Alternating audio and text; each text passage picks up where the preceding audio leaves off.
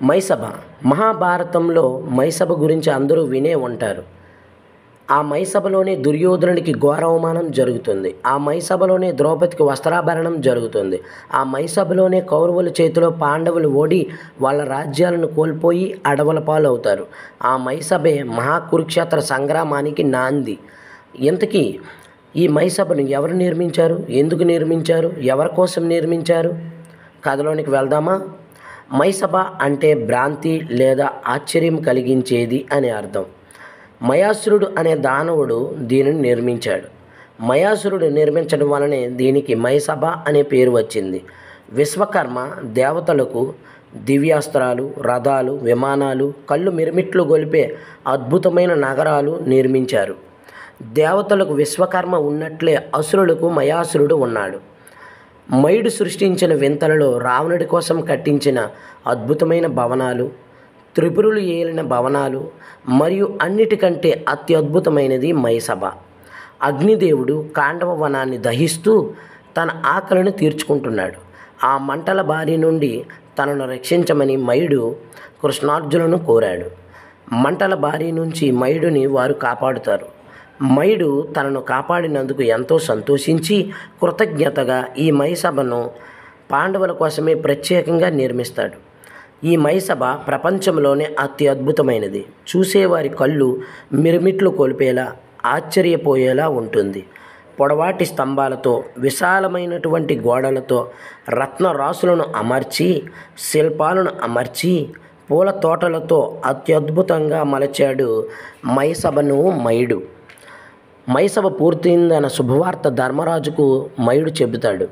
మైసభ పూర్తయిందన్న ఆనందాన్ని అందరితో పంచుకోవడానికి ధర్మరాజు ముందుగా బ్రాహ్మణులను పిలిచి వారిని బంగారు పూలదండలతో సత్కరించి అనేక రకాల వంటలతో కడుపు నిండా భోజనం పెట్టి పట్టు వస్త్రాలు ఇచ్చి ఒక్కొక్కరికి 1000 గోవులను దానంగా ఇచ్చాడు. ఆవులను దానంగా ఇవ్వడాన్ని గోదానం అంటారు. బ్రాహ్మణులంతా పాండవులను సంతోషంగా ఉండమని దీవించారు. మయుడు నిర్మించిన మైసభను చూడడానికి ఎక్కడెక్కడి నుంచో చాలామంది ఋషులు, పండితులు, గంధర్వులు, రాజులు వేంచేశారు. మైసభను చూసిన వారందరూ ఆశ్చర్యపోతూ ఇంద్రుడి ఇంద్రసభ కంటే అత్యద్భుతంగా ఉందని మెచ్చుకున్నారు.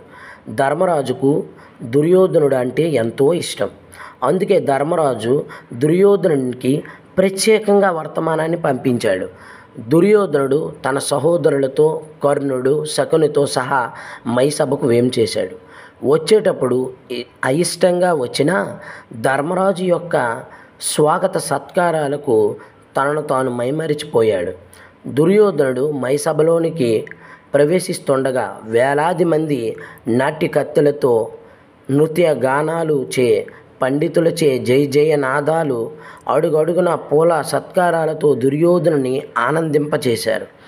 మైసభలోనికి అడుగుపెట్టిన దుర్యోధనుడు మైసభ అందాలను చూసి, ఆ పువ్వుల శిల్పాలను చూసి భల అద్భుతం, అత్యద్భుతం అంటూ ముందుకు వెళ్ళగా మైసభ మధ్యలో పూలతో జలాశయం ఉంటుంది.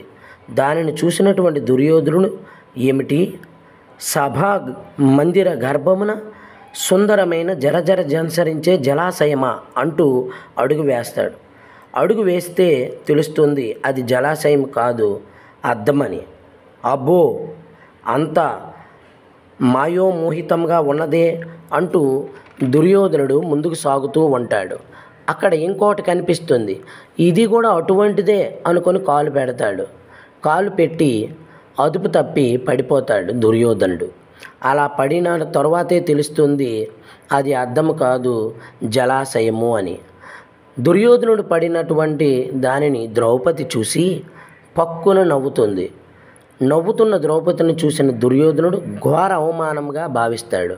కౌరవులలో అగ్రజుడను, కౌరవ సామ్రాజ్య సార్వభౌముడను అయిన నన్ను చూసి నవ్వుటయ్యా అని ద్రౌపదిపై ఎలాగైనా ప్రతీకారం తీర్చుకోవాలని ఆలోచిస్తాడు. అంతలో శకుని వచ్చి దుర్యోధనుడితో ధర్మరాజుకి జూదం అంటే అమిత ఆనందం, పాచికల ఆటకు ప్రేమగా ఆహ్వానించు, మిగిలినది నేను చూసుకుంటాను అల్లుడు అంటాడు.